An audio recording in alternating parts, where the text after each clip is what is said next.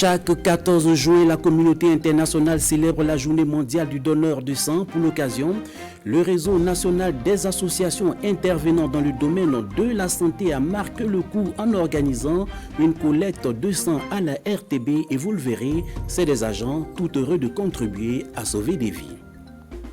Une autre journée, mais elle dédiée à la salubrité, et dans cette édition, nous prendrons la direction de Bobo-Dioulasso où le collectif des associations des commerçants a donné un coup de balai au marché central de la ville. Voici pour le sommet, mesdames et messieurs, bonsoir et bienvenue à ces 19h. Comme je vous le disais en titre, aujourd'hui est célébrée la journée mondiale du donneur de sang. Les agents de la RTB ne sont pas donc restés en marge de cette célébration. Ils ont donné du sang pour sauver des vies. Cette collecte de sang à la RTB est une initiative du réseau national des associations intervenant dans le domaine de la santé. Daouda Ouattara et bienvenue Taonsa. Le personnel de la RTB Télévision mobilisé pour sauver des vies. C'est une opération qui vise la collecte d'au moins une quarantaine de poches de sang pour combler le besoin dans les hôpitaux. Quand on a déjà fait un tour à l'hôpital, on comprend pourquoi c'est important de donner son sang.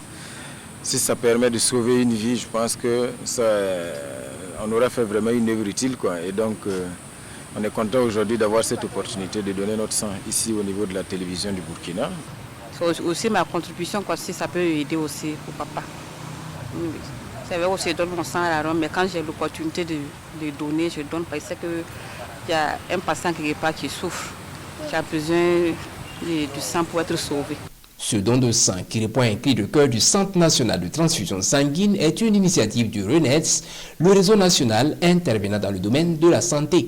Donc aujourd'hui, nous avons bien voulu nous retrouver au niveau de la télévision nationale pour collecter le sang du personnel et en même temps donner un top départ, un modèle, de sorte que nous aussi on puisse être dans la danse. Avec ses poches de sang, le Centre national de transfusion sanguine peut pousser un ouf de soulagement, mais pas pour longtemps. Le RENET invite donc tous les acteurs de la société civile à multiplier les campagnes de collecte de ce liquide précieux. Se vacciner, se protéger et protéger les autres, c'est sous ce thème que se tient la campagne de sensibilisation sur la maladie à coronavirus initiée par l'Association pour le développement des villages de la province du Sénau. Une campagne lancée le vendredi dernier en présence de Lazare Sanou. C'est ainsi parti pour la campagne de lutte contre le Covid-19 par la sensibilisation dans le Sénau. L'Association pour le développement des villages de la province du Sénau apporte ainsi sa contribution afin de rompre la chaîne de transmission communautaire de la pandémie. Il y a nos parents qui négligent cette pandémie. Donc c'est pour éviter tout ça qu'on a décidé de lancer cette campagne pour vraiment éradiquer même carrément le Covid-19 dans la région du Sahel. Toutes les communes actives, on va essayer de se déporter dans les 6 mois, de joindre la population, essayer de faire des tournées, sensibiliser les gens pour les mesures barrières. L'implication des autorités de la province pour objectif 0 cas de Covid-19 est une réalité. J'ai lancé le 7 de ce mois la campagne de vaccination. Et moi-même, j'ai reçu ma première dose de vaccin. Et dans 8 semaines, je passerai pour la deuxième dose. Et c'est l'occasion pour moi de lancer un appel à toute la population à accepter de se faire vacciner et à ne pas écouter toutes les désinformations et les fake news qui circulent aujourd'hui sur les réseaux sociaux contre le vaccin. Je pense que c'est aux seules conditions et en respectant les mesures barrières que nous allons venir à bout de cette maladie. Et le haut-commissaire de rappeler que le Covid-19 est bel et bien une réalité. Les mesures barrières, elles, doivent être toujours respectées pour se protéger et protéger son entourage. Les voyants sont au vert du côté du Conseil régional du Sahel qui a mis en œuvre près de 90% de son programme d'activité grâce au fonds minier de développement. Un fonds qui a servi à financer des infrastructures routières, sanitaires et éducatives. Et cette performance est rendue publique au cours d'une journée de redevabilité en présence de Bouraïma Cabré et Théodore Zoubga. Le Conseil régional du Sahel se défend sur la mise en œuvre de son programme d'activité.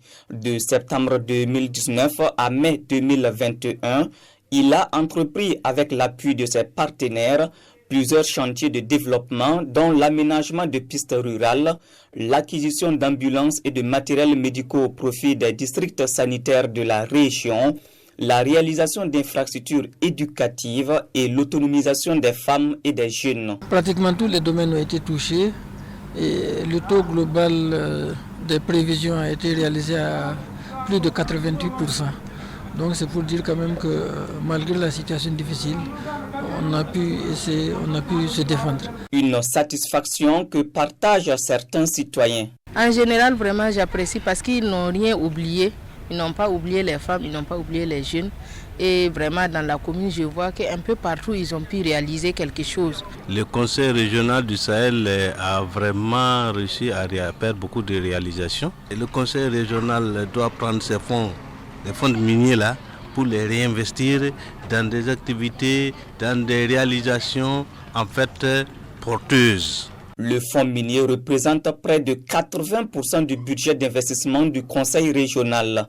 Et pour réduire cette dépendance financière, l'institution régionale envisage d'initier des projets capables de mobiliser des ressources propres et durables.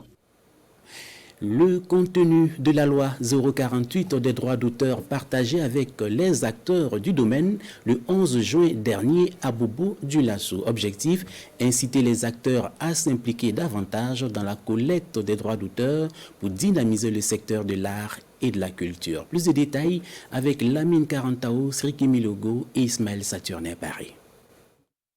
Les innovations de la loi 048 portant protection de la propriété littéraire et artistique, présentées aux acteurs culturels de la ville de Sia, adoptée le 12 novembre 2019 en remplacement de celle de 1999. Ce nouveau texte confère en effet beaucoup plus d'avantages aux créateurs. Seul bémol, son contenu est méconnu par bon nombre d'artistes. La première innovation, c'est la prise en compte du numérique dans la gestion des droits d'auteur. Et en plus de cela, il y a la prestation de serment des agents du BBDA chargés de la collecte. Et aussi dans cette loi, on détermine les infractions, les personnes qui sont habilitées à rester en justice. Le cinéma, la musique, la danse, le théâtre, la littérature, les arts graphiques et plastiques sont les domaines pris en compte par le Bureau burkinabé des droits d'auteur. Et pour bénéficier des avantages de la loi 048, il faut d'abord être membre du BBDA et ensuite déclarer ses œuvres. Nous attendons que les participants soient des relais d'information, faciliter la collecte des redevances de droits d'auteur, qui puissent communiquer avec les différents partenaires du BBDA, puisqu'on avait des utilisateurs et des artistes. Les participants à cet atelier de Bobo-Dioulasso ont également bénéficié des communications sur la répartition des droits et le nouveau règlement de répartition ainsi que les principes d'adhésion au BBDA. Et pour une meilleure appropriation de ce texte, les participants souhaitent une explication en langage plus accessible au grand nombre. Restons toujours à Bobo-Dioulasso pour parler de toute autre chose, la sauvegarde de l'environnement. Et c'est l'association Mère Nature de lutte contre la préservation de l'environnement qui a présenté le 11 juin dernier son instance dirigeante aux hommes de médias. Adama Julien, Dambélé, Drissa Traoré et Kadou Rumenki. Un bureau exécutif de 5 membres, constitué exclusivement de jeunes femmes venant de différentes villes du pays, présenté ici à la presse. C'est ainsi que l'association Mère Nature donne le top de départ de ses activités. Une association qui milite en faveur de la protection de l'environnement et du développement durable. Nous avons comme objectif principal lutter contre la destruction de l'environnement et préserver l'avenir des générations futures. Déjà, nous sommes au nombre de 5 et chacune vient d'une région bien précise. Dori, Ouaga, Bobo, Nouna, Banfoura. Toute personne physique ou morale, mais de sexe féminin, qui souhaite se joindre à nous et veut bien se conformer à nos textes et respecter nos lois, est invitée. L'occasion est aussi belle pour l'association Mère Nature de présenter son programme d'activité. Un programme qui s'articule autour de la sensibilisation du plus grand nombre sur les enjeux environnementaux du moment. Il y a 2 activités phares qu'on compte faire chaque année, c'est-à-dire un atelier national qui va regrouper toutes les initiatives du côté de l'environnement. Pour qu'ensemble on puisse voir comment on peut entreprendre dans le domaine de l'environnement. Il y aura des panels, des conférences. À cette conférence de presse, l'association Mère Nature lance un appel à ses devanciers dans le domaine pour une franche collaboration. Toute chose qui lui permettra de lutter efficacement contre la destruction de l'environnement. L'heure est présentement à la propriété au marché central de Bobo-Dioulasso et c'est les membres du collectif des associations des commerçants qui ont décidé hier de donner un coup de balai à leur marché. Une activité qui a bénéficié de l'accompagnement de la commune et c'était à la faveur d'une journée dite de salubrité. Manekayen, Sriki Milogo et Ismaël Saturnin, Paris. Le marché central de Bobo-Dioulasso débarrassé de ses ordures. L'initiative de cette journée de salubrité est du collectif des associations des commerçants de Bobo-Dioulasso, appuyé par la Brigade Verte. Par cette action, ils entendent donner un nouveau visage au marché, en rendant agréable le cadre de vie pour le bonheur des usagers. La propriété d'abord du marché qui nous incombe, qui est notre lieu pour qu'on puisse quand même avoir à manger. Donc on doit s'occuper d'abord environnement de ça. Vous avez vu une foule immense ce matin, c'est pour une seule cause, rendre sain le grand marché. D'où effectivement l'initiative est venue des acteurs que nous sommes tous, c'est-à-dire et les commerçants et nous qui sommes la structure aussi de gestion en charge de ce marché. Un acte éco-citoyen, affirment les responsables communaux présents à cette activité.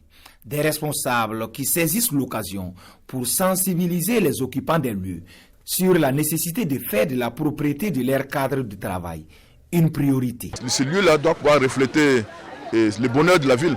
Parce que s'il y a la propriété au marché, ça veut dire que dans nos ménages et dans les carrefours, il y aura la propriété. Donc c'est de les appeler à continuer dans le sens de ce projet et voir dans quelle mesure véritablement Bobo-Dioulasso puisse jouer sa véritable vocation.